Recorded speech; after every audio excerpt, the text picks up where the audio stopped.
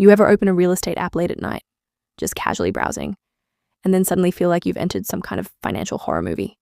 You click on a house that looks normal, not a mansion, not some luxury villa, just a basic house. 3 bedrooms, 2 bathrooms, small yard, and the price says $500,000. And you sit there staring at your phone thinking, wait, what? Because you know what you make. You know what your bank account looks like. And now you're trying to figure out if everyone else secretly got a massive raise or if the housing market has just completely lost its mind. Here's the uncomfortable truth. It's not you, it's the math. And the math right now is brutal. Welcome to Palick Invests, where we break down money, markets, and financial decisions using actual numbers, not fantasy. And today I want to answer one simple question. Who can actually afford a $500,000 house? Not who the bank will approve, not what the mortgage broker says is comfortable. I mean, who can genuinely afford it without turning their life into a constant financial stress test? Because those are two very different things, and most people don't realize that until it's too late. Let's start with the number everyone ignores first, the down payment. Traditionally, you're supposed to put 20% down on a $500,000 house. That's $100,000 in cash. Just pause for a second, $100,000.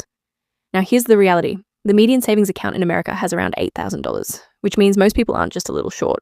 They're about $92,000 short. So what do people do?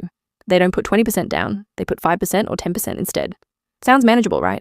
Except that unlocks a new monthly expense called PMI, private mortgage insurance. And despite the name, it doesn't protect you. It protects the bank. You pay the fee. They get the protection, usually around $200 to $400 every month, just for not being rich enough to put 20% down. So now let's talk about the actual mortgage. Let's say you somehow manage to put down 10%. That's $50,000. You now borrow $450,000.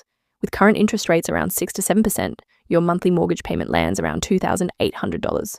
And that's just the beginning, because owning a house isn't just the mortgage. You also have property taxes. That's easily $500 per month depending on location. Then home insurance, another $250 to $350. Then maintenance, and this is the one people always forget. Houses break, water heaters fail, roofs leak, pipes burst. The general rule is 1% of the home's value every year. For a $500,000 house, that's $5,000 per year, or about $400 per month. Now add the PMI we talked about earlier. Let's say $300. So let's add everything together. Mortgage, about $2,800. Taxes, $500. Insurance, $300. Maintenance, $400. PMI, $300. Your total monthly housing cost is now roughly $4,300 per month. And that's assuming nothing major breaks. Now here's where things get interesting.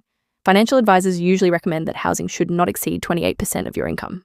So if your monthly housing cost is $4,300, your household income should be around $185,000 per year. Yes, you heard that correctly. To comfortably afford a $500,000 house, you should be making around $180,000 annually, but the median household income in the US is about $84,000, which means the majority of people buying these homes are stretching themselves way beyond what's financially safe. But wait, you might be thinking, if that's true, then how are people still buying these houses? Great question.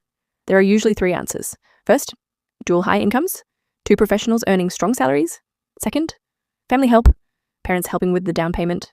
And third, the most common one, people stretching themselves extremely thin. Let me show you what that actually looks like. Imagine a couple making $160,000 per year combined. Sounds pretty good, right? After taxes, that might leave them with around $9,500 per month. Now subtract the $4,300 housing cost. They're left with about $5,200. Now let's add normal life expenses. 2 car payments, $800. Car insurance, $250. Gas, $300. Student loans, $600. Health insurance, $400. Groceries, $800. Utilities and internet, $450. Now they have about $1,600 left. That remaining money has to cover clothing kids, emergencies, vacations, medical bills, home repairs, saving for retirement, literally everything else. One unexpected expense, and the entire system starts wobbling. And this is a household earning $160,000. Now imagine someone earning $100,000 trying to buy the same house. That's not tight. That's financial Russian roulette. This is why so many homeowners feel constant stress. They aren't just paying for a house. They're paying for a house that's slightly too expensive every single month. And over time, that stress compounds. Because houses don't just sit there peacefully. Things break. Air conditioners die. Roofs leak. Pipes burst.